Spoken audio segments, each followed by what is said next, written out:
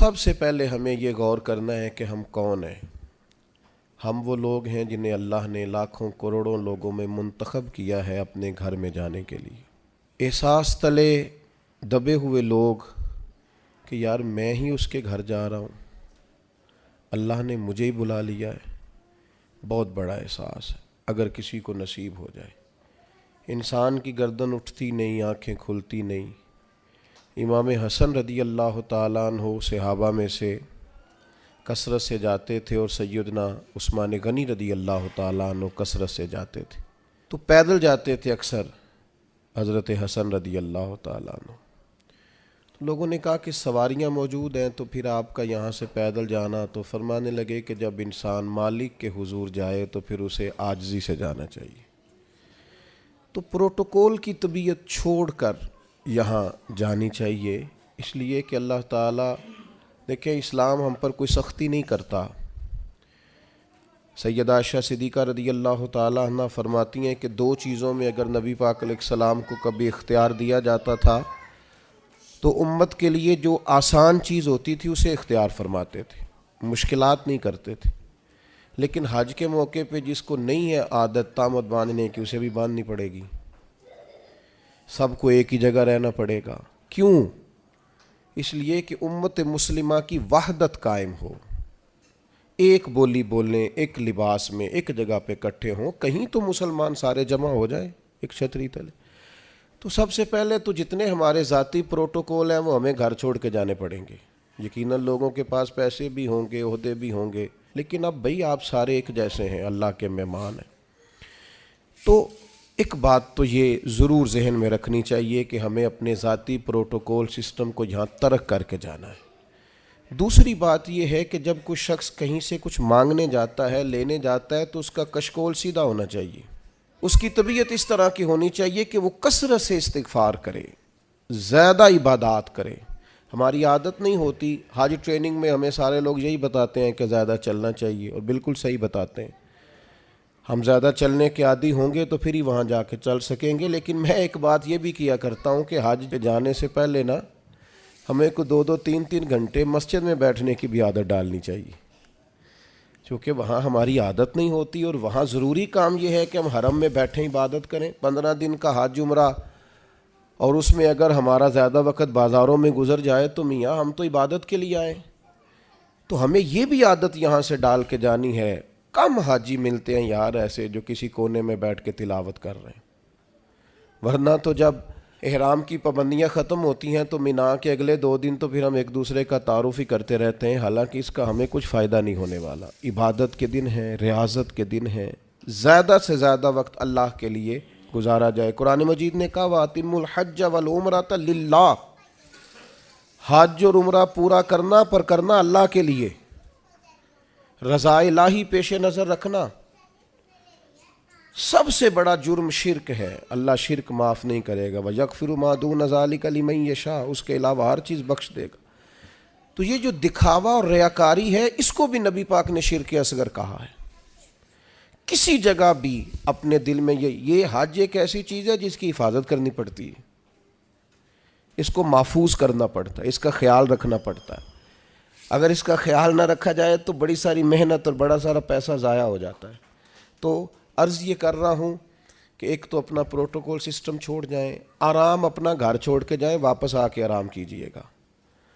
اور جو ماہر ہیں نفسیات کے وہ کہتے ہیں کہ اللہ جب بندے کی نیند پوری کرانا چاہتا ہے تو 20 منٹ بھی آنکھ لگ جائے تو نیند پوری ہو جاتی ہے، ورنہ 14 گھنٹے اے سی میں سونے کے باوجود بھی لوگ اس طرح اٹھتے ہیں کہ ان کا دل کرتا ہے ایک پیناڈول کی گولی مل جائے نا، کبھی جسم دکھ رہا ہے۔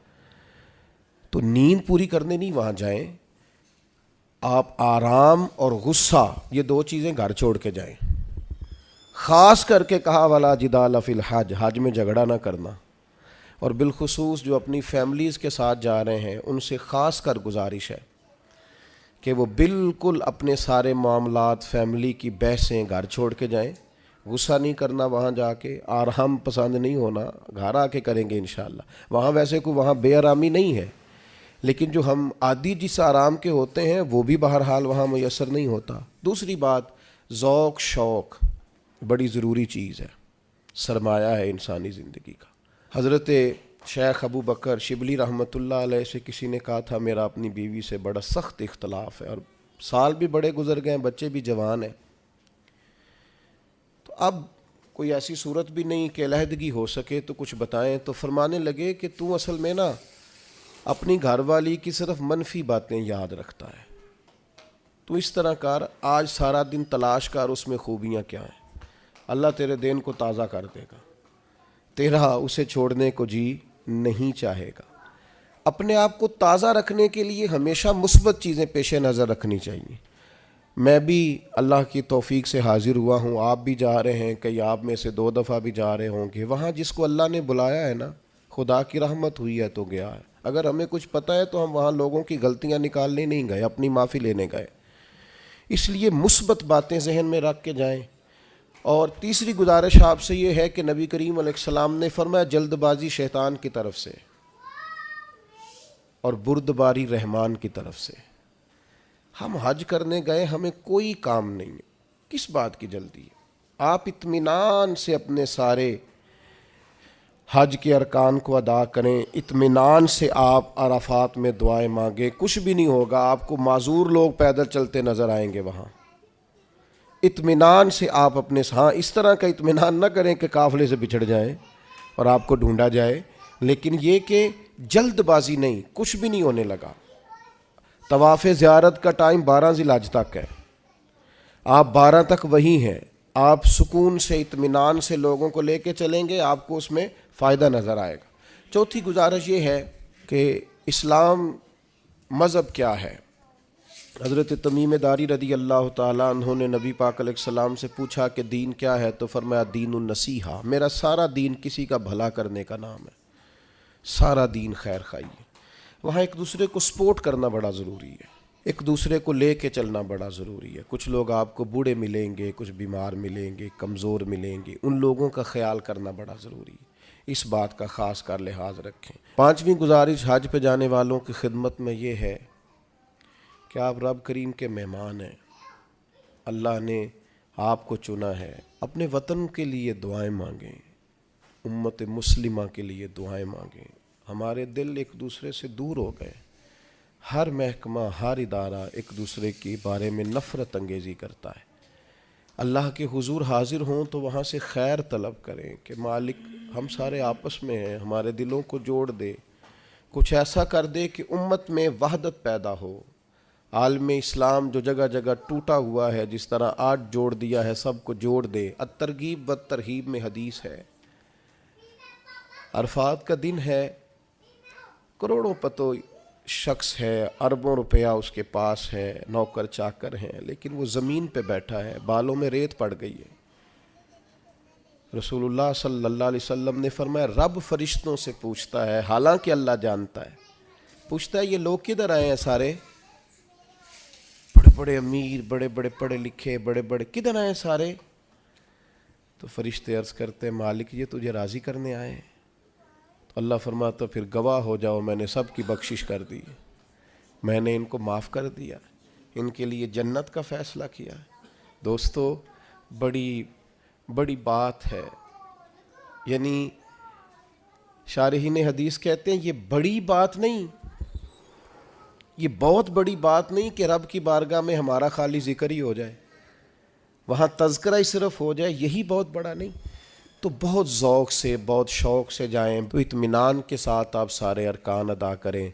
پھر جب رسول رحمت علیہ السلام کے حضور جائیں تو درود و سلام کی کثرت کریں، وہاں جائیں تو کثرت درود و سلام آپ کے آل پر، آپ کے اصحاب پر خوب درود بھیجیں، وہاں اپنی حاضریاں خوبصورت کریں، عنوان زندگی نئے طور پر شروع کریں، یعنی یہ ایک نئی زندگی ہے حج کے بعد، بالکل نئی۔ رسول اللہ صلی اللہ علیہ وسلم نے فرمایا جو حج کر کے آیا اس طرح ہو گیا جس طرح آج ماں کے پیٹ سے پیدا ہوا۔ تو اس کو بھی تو چاہیے نا نئے سرے سے چیزیں ترتیب دے، صرف یہ اپنے پیڈ کو نہ بدل لے آ کے کہ اب مطلب یہ کہ ساتھ حاجی بھی لکھ دو، یہ باقاعدہ اپنے رویے بدلے، طرز زندگی بدلے۔ میں آپ سے پھر یہی عرض کروں گا کہ کشادہ سینے کے ساتھ، کشادہ دل کے ساتھ اور بڑے حوصلوں کے ساتھ ہمیں سفر کرنے کی کوشش کرنی ہے۔ آپ جتنی زیادہ اپنی طبیعت میں حسن رکھیں گے، ٹھہراؤ رکھیں گے، بردباری رکھیں گے، اتنا حج کا سفر آسان ہوگا۔ حضرت ابراہیم ابن ادم سے کسی نے کہا تھا آپ نے بڑے لمبے لمبے سفر کیے ہیں، اتنی چھوٹی زندگی میں اتنے سفر؟ فرمانے لگے 2 سواریاں پاس تھیں، تکلیف کبھی ہوئی نہیں۔ کہا کون کون سی؟ فرمانے لگے ایک صبر کی، ایک شکر کی۔ یہ 2 سواریاں ساتھ تھیں، لہٰذا کبھی آزمائش نہیں دیکھی۔ آپ کو بہت سارے لوگوں نے کہا ہوگا کہ حج میں مشکلات آتی ہیں، سب کی رائے اپنی جگہ پہ درست ہے۔ میری رائے یہ ہے کہ جو مالک بلاتا ہے وہ سارے راستے آسان کیے دیتا ہے، کچھ بھی نہیں ہوتا، ہر چیز بڑی آسانی سے ہو جاتی ہے۔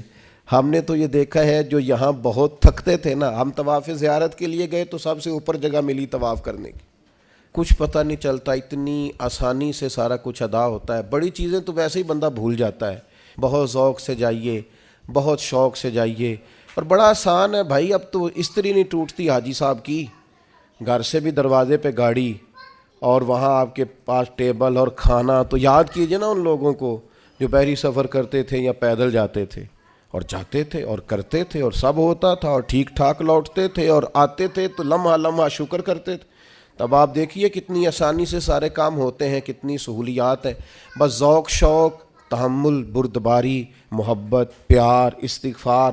ابھی سے موبائل کو وقت دینا کم کر دیں، موبائل کی جگہ تسبیح لے لیں ہاتھ میں، تسبیح ہاتھ میں ہو تو چلتی بھی رہتی ہے، کچھ نہ کچھ بندہ پڑھتا بھی رہتا ہے۔ اور اگر موبائل رکھنا بھی ہے تو قرآن مجید رکھیں اس کے اندر اور تلاوت کریں، اور اللہ تبارک و تعالیٰ کی یاد میں وقت گزاریں، تھوڑے سے تنہائی پسند ہوں، پھر دیکھیے حج میں عبادت کی کتنی لذت آتی ہے۔ دل کی گہرائی سے دعا کرتا ہوں اللہ تعالیٰ اس سارے قافلے کے سفر کو آسان کرے، لمحہ لمحہ آپ سب کے لیے اللہ تعالیٰ رحمت والا فیصلہ فرمائے۔ اگر کہیں ہمارے چہرے یاد آ گئے تو یقیناً امید ہے کہ آپ ہمارے لیے دعا کریں گے۔ اللہ تبارک و تعالیٰ یہ سعادت مندی ہم سب کو بار بار نصیب کرے۔ وما علینا الا البلاغ۔